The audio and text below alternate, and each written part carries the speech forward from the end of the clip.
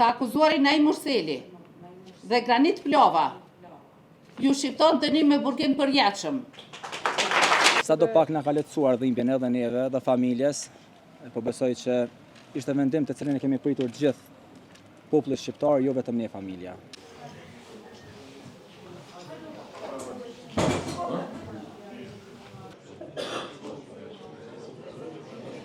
Gjykata themelore në Prishtinë, Departamenti i Krimeve të Rënda, trupi gjykues pas këshillimit dhe votimit sot me datë 21 prill 2026 në emër të popullit merr dhe publikisht shpall këtë aktgjykim.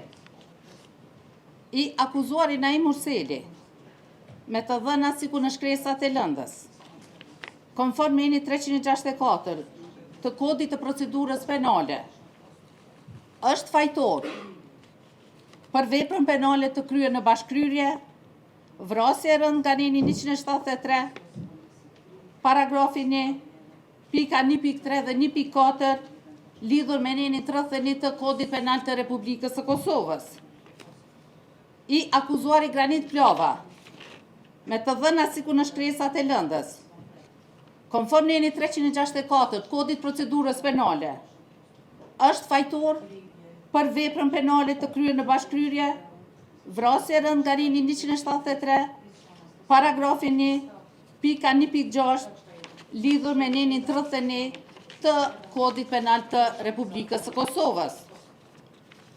I akuzuari Granit Plova, konform neni 364 të kodit procedurës penale, është fajtor për veprën penale, mbajtje në pronësi, kontroll ose posedim të paautorizuar të anëve nga neni 366 paragrafin 1 të kodit penal të Republikës së Kosovës. I akuzuari Kushtrim Kokalla me të dhëna sikur në shkresat e lëndës, konform neni 364 të kodit procedurës penale, është fajtor për veprën penale, ndihmë në kryerjen e veprës penale, vrasje rënd nga neni 173, paragrafin 1, pika 1.3 dhe 1.4, lidhur me nenin 33 të kodit penal të Republikës së Kosovës. Për të akuzuarin Kushtrim Kokalla, konform neni 362, paragrafin 1, nën paragrafin 1.1 të kodit procedurës penale, për shkak se prokuroria e shtetit është tërheq nga akta akuza, gjykata sjell aktgjykim refuzues për veprën penale, mos lajmërim i veprave penale apo kryerësve të tyre nga neni 378, paragrafin 1, pika 1.1 të kodit penal të Republikës së Kosovës. Andaj, gjykata, në bazë të dispozitave ligjore të kodit penal të Republikës së Kosovës, si dhe neneve 7, 8, 360 dhe 364 të kodit procedurës penale të akuzuarit i gjykon. Të akuzuari Naim Murseli dhe Granit Plova ju shqipton dënim me burgim përjetshëm, i cili dënim do të ekzekutohet 15 ditë pas plotfuqishmërisë së këtij aktgjykimi. Të akuzuarit Kushtrim Kokalla i shqiptohet dënim me burgim në kozgjatje prej 30 vite, i cili dënim do të ekzekutohet 15 ditë pas plotfuqishmërisë së këtij aktgjykimi. Konform neni 79, paragrafin 1 të kodit penal të Republikës së Kosovës, në dënimin e shqiptuar të akuzuarve Naim Murseli, Granit Plova dhe Kushtrim Kokalla, do të llogaritet koha e kaluar në paraburgim nga data 1/12/2023 e tutje. Të akuzuarve Naim Murseli, Granit Plova dhe Kushtrim Kokalla ju vazhdohet mosa e paraburgimit. Detyrohen të akuzuarit që t'i paguajnë shpenzimet e procedurës penale sipas llogarisë përfundimtare të gjykatës, ku do të përfshihen edhe ekspertizat mjekoligjore të kërkuara nga mbrojtësit, po këtë do ta bëjë gjykata në llogarinë e saj, si dhe secili veç e veç në emër të paushallit gjyqësor do të paguajë shumën prej nga 500 euro, si dhe në emër të kompenzimit të viktimave të krimit shumën prej nga 50 euro, të gjitha këto në afat prej 15 ditësh nga dita kur aktgjykimi të marrë formën e prerë në kërcënim të përmbarimit të dhunshëm. Pala e dëmtuar për realizimin e kërkesës pasurore juridike udhëzohet në kontest juridiko-civil. Kundër këtij aktgjykimi, palët e pakënaqura kanë të drejtë ankese në afat prej 30 ditësh në gjykatën e apelit përmes kësaj gjykate. Ky është verdikti i gjykatës themelore në Prishtinë në këtë çështje penale.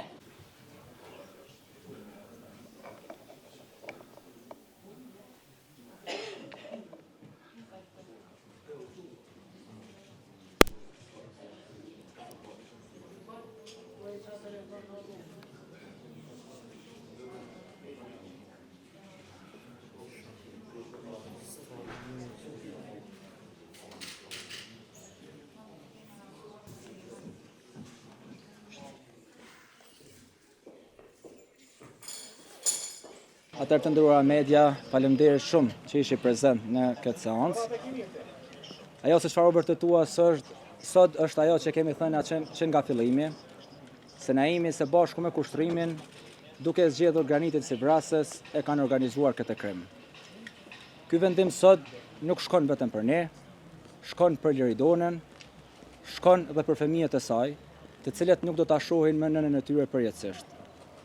Andaj, ky dënim duhet të jetë edhe një mësim për gjithë ata, të cilët mundohen apo krijojnë mundësi që ta bëjnë një krim të tillë.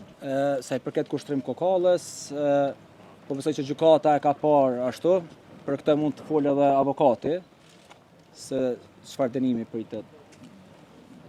kemi pritur ne për të.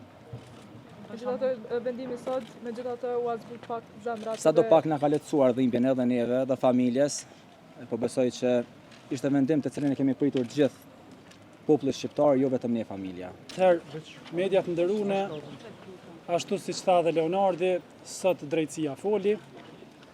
Sot u nxorr një vendim konform prova materiale që administruan shqyrtim gjyqësor. U shqiptuan 2 dënime me burgim të përjetshëm dhe një kuazi dënim me burgim të përjetshëm, edhe pse si i tillë nuk parashihet me kod, pasi që ishte vetëm në kohë gjatë prej 30 vitesh, por që duke pas drejtën që ta apelojmë edhe në gjykatën e apelit konform lartësisë dënimit, konsiderojmë që do të bëjmë edhe ankesë, sido që të jetë, ka qenë një proces i ngarkuar, kuptojmë edhe gjykatën për këtë vendim, duhet jemi të matur dhe të respektojmë vendimet e gjykatës, t'i pranojmë se të tilla dhe të ushtrojmë mjetet juridike që kemi në dispozicion. Ju falenderojmë gjithë medjave, popullit gjithë shqip foljes anë mbanë dhe përtej vendeve shqip foljese, pasi që mbështetja nuk ka mungu deri tash asnjëherë. Ky proces, siç thash, ka qenë shumë i ngarkuar, por që edhe familjes ju ka lehtësu me bashkëndjerin e dhimbjes dhe me prezencën tuaj këtu. Ju faleminderit gjithëve.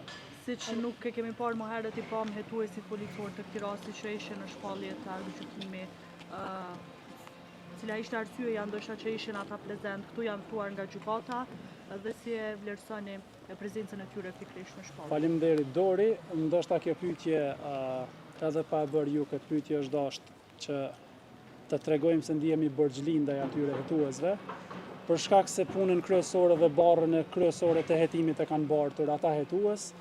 Është normale që prokuroria të thras gjithë ekipën hetuese në një shpallje të vendimit, siç e pat edhe në anën e prokurorisë, ishin prezent bashkëpunëtori profesional, zyrtarja ligjore e prokurorisë, përkthyesi nga gjuha serbe dhe zyrtar tjerë nga prokuroria. Hetuesit në këtë rast janë pjesë e stafit të prokurorisë dhe konsiderohen si të tillë. Të njëjtit kanë dashur që të shohin edhe frytet e punës së tyre të palodhshme, të cilat në orët e para pas vrasjes, mos themi në orët e para, në momentet e para, janë përgjigjur me gatishmëri maksimale, ku kanë qenë aq të aftë dhe aq reflektues ndaj rastit, sa një rast i cili është lajmëruar dhe i mbuluar me këllëfin e grabitjes e kanë kthyer më njëherë dhe e kanë vërtetuar që nuk ka qenë grabitje, por ka qenë vrasje e rëndë.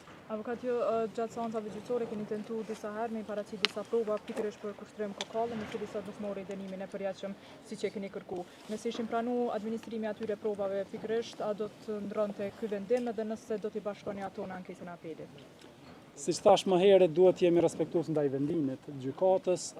Gjitha pretendimet tona, ashtu siç i kemi paraqitur deri tash, edhe në shqyrtime gjyqësore, do t'i paraqesim me parashtresa të veçanta dhe konsideroj që ky dënim duhet të ndryshohet, por që i takon gjykatës të vendosë, sepse jemi para një gjyqi të provave dhe si tillë presim që të ndodhë në gjykatën e apelit. Ju faleminderit shumë.